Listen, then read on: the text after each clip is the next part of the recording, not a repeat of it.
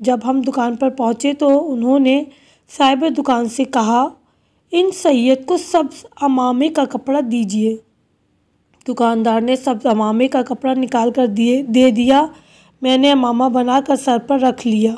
اس کے بعد ہم حضرت ابوالفضل العباس علیہ السلام کی زیارت سے مشرف ہوئے۔ وہاں ہم نے نماز اور زیارت اور دیگر بقیہ اعمال انجام دیے۔ اس کے بعد انہوں نے کہا، حضرت سید الشہداء کی زیارت کے لیے چلتے ہیں۔ میں نے کہا ٹھیک ہے۔ ہم زیارت کی غرض سے حضرت امام حسین علیہ السلام کے روضہ مبارک کی طرف چل دیے۔ یہاں تک کہ اسی پاسبان جو زائرین کے جوتے رکھتا تھا، اس کے پاس سے گزرے، اندر داخل ہو کر زیارت پڑھنے لگے۔ ابھی زیارت تمام نہیں ہوئی تھی کہ اذان ہونے لگی۔ انہوں نے کہا، دیکھیے سید ابوالحسن جماعت سے نماز پڑھا رہے ہیں، جائیے ان کے پیچھے نماز پڑھیے۔ یہ سن کر میں گیا اور صف اول یا دویم میں کھڑا ہو گیا، لیکن اسی اثنا میں نے دیکھا کہ وہ جناب صف کے آگے کھڑے ہیں اور ایسا محسوس ہو رہا تھا کہ جیسے سید ابوالحسن ان کے پیچھے نماز پڑھ رہے ہیں۔ آخرکار جماعت کا آغاز ہوا۔ ہم نماز پڑھنے لگے۔ ہم نے اثنائے نماز میں جناب کو دیکھا کہ آپ فردی یعنی اکیلے نماز پڑھ رہے ہیں۔ یہ دیکھ کر میرے ذہن میں خیال آیا، آخر یہ کیا بات ہے؟ مجھ سے کہہ دیا کہ جناب سید ابوالحسن کے پیچھے جا کر با جماعت نماز پڑھو اور خود فردی نماز پڑھ رہے ہیں۔ اس طرح کے خیالات میرے ذہن میں بار بار آ رہے تھے، یہاں تک کہ نماز تمام ہوئی۔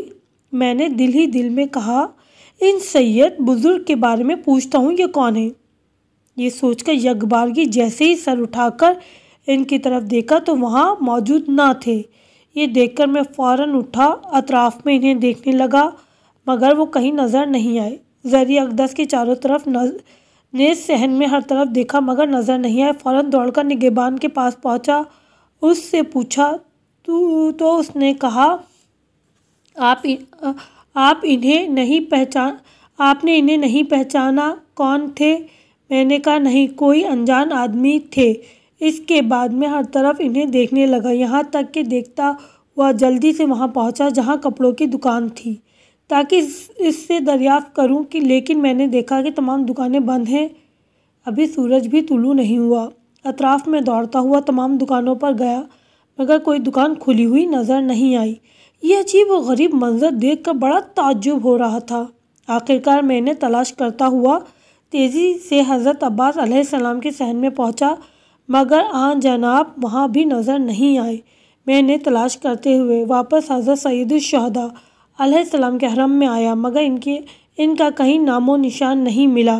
اس وقت میرے ذہن میں آیا، یقیناً جناب حضرت امام زمانہ علیہ السلام ہی تھے جنہیں میں پہچان نہ سکا۔ بس دوستو دعا کریں کہ مولا ہمیں بھی اپنی زیارت نصیب فرمائے، ہم بھی امام زمانہ کی زیارت کریں، آمین۔